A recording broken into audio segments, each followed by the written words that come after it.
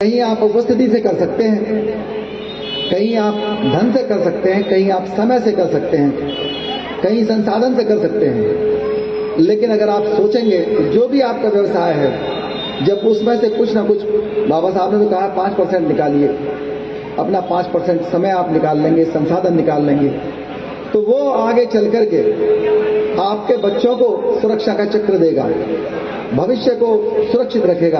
और जो भारतीय संविधान के अंदर जो सोच पैदा हुई, जो राज्य के नीति निर्देशक तत्व हैं, उनके अनुसार समाज का निर्माण होगा।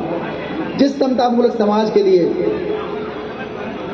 भगवान बुद्ध ने अपना मिशन शुरू किया, जिस दिन के लिए सावित्रीबाई फुले ने आपके लिए अपने ऊपर गंदगी छिड़कवाई, जिस दिन के लिए बाबा साहब ने अपने संतानों को बलि दिया, वो दिन कब आएगा? वो दिन तब नहीं आएगा जब हम अपने नेताओं की या हम अपने अधिकारियों की या अपने समाज के बारे में कुछ कहने लगेंगे। अभी एक हमारे पुराने मित्र थे, वो किसी बात पर छात्रावास में कार्यक्रम कराना चाहते थे, किसी बात पर नाराज हुए। साथी हैं, छोटे भाई और भी लोग हैं, उनको हमेशा ये बात कहता हूं कि अपने जीवन को अर्थपूर्ण बनाइए और संतुलित जीवन जिए। अर्थपूर्ण जब बनेगा जब आप सोचें कि प्रतिदिन हम कुछ ना कुछ करें अपने व्यक्तित्व के विकास के लिए, चाहे वो पढ़ाई लिखाई या व्यायाम हो। हम अपने परिवार के लिए कुछ करें, चाहे वो आर्थिक रूप से योगदान हो, चाहे वो उनके स्वास्थ्य लाभ के लिए हो, चाहे उनके भविष्य के लिए हो, उनकी पढ़ाई लिखाई के लिए हो। साथ ही साथ समाज को ना भूलें। हमने पे बैक टू सोसाइटी के सिद्धांत को पे बैक टू फैमिली से जोड़ा, ताकि कहीं भी किसी भी समाज, किसी भी समुदाय के अंदर महिलाओं को, बच्चों को कभी भी ऐसी स्थिति का सामना ना करना पड़े कि वो हमेशा कानून की शरण ढूंढे। अगर पे बैक टू फैमिली और पे बैक टू सोसाइटी पर लोगों को विश्वास है तो निश्चित रूप से वो समाज अपने आप में एक सस्टेनेबल सोसाइटी के रूप में बढ़ता है। और जिस समाज के लोग पे बैक टू सोसाइटी में विश्वास नहीं करते, वो हमेशा अपनी सुरक्षा के लिए, अपने अस्तित्व के लिए, अपनी गरिमा के लिए संघर्षशील रहते हैं, उनको सफलता नहीं मिलती। जब आपका पड़ोसी आपके साथ खड़ा होता है, आपका परिवार आपके साथ खड़ा होता है, तो निश्चित रूप से आपका सुरक्षा चक्र बढ़ता है।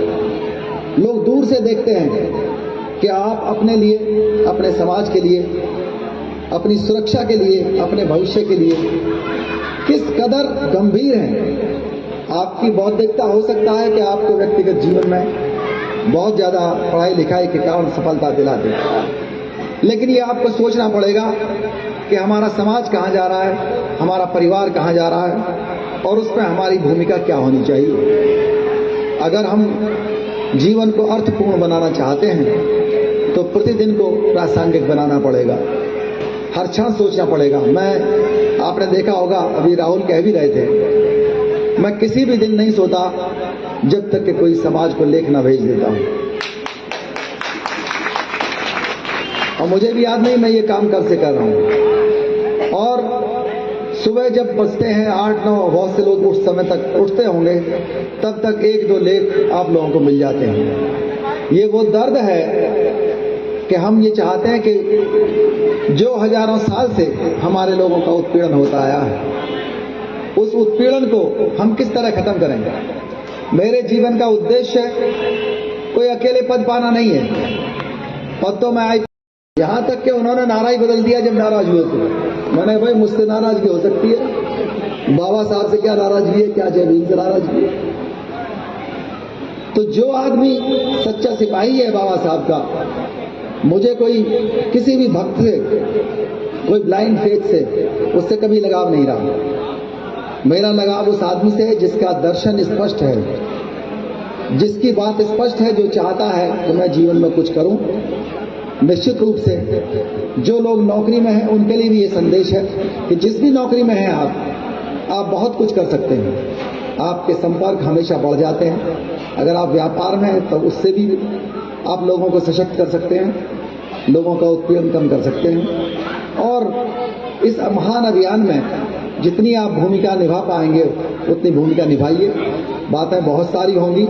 मैं नहीं चाहूँगा कि इतने समय ठंड का मौसम भी है कि आप लोग बहुत ज़्यादा रुकें और भोजन का भी समय है। मनोज प्रभाकर जी को मैं बहुत धन्यवाद दूंगा, पूनम जी को भी धन्यवाद दूंगा, राहुल भाई को, एसपी कुरेल साहब को, नरेश पाल जी को और जो हमारे बनते दीपांकर जी हैं उनको, पूज्य भिक्षु संघ को।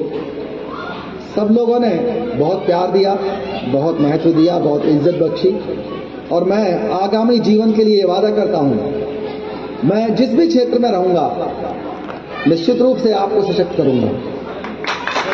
मुझे कोई पद मिले ना मिले, पद काफी मिल चुका, लेकिन इतना पक्का है कि हम समाज को बदलने के लिए और इन अत्याचारों को कम करने के लिए अपनी जान की बाजी लगा देंगे। बहुत बहुत धन्यवाद।